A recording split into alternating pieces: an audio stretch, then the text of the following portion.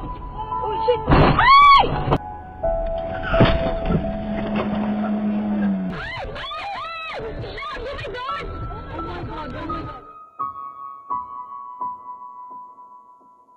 Sa gabi po ako nag-Uber, bali kasi parang dun yung parang mas malakas yung pasahero para sa akin. So bali sa trabaho po namin, laging required talaga yung paggamit ng cellphone. Like for example po, kapag kami nag-book sa amin, kailangan dapat lagi namin i-accept.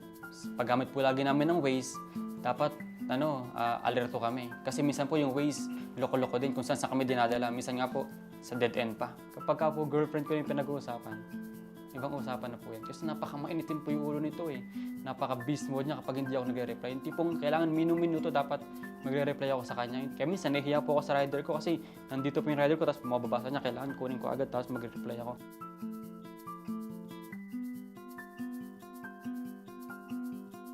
Grabe ah. Kasi bigla kasing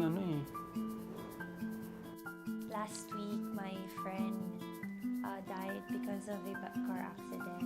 We just heard sa news, or we saw it on Facebook sa news na he died. And then we were all shocked because he was planning to go home on the next day after the accident sana to meet with his dad. And then he was about to meet his dad on the day na sana uuwi siya after a very long time.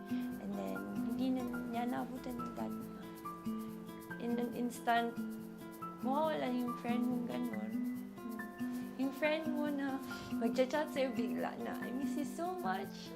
Ay, wala na yung na friend. So,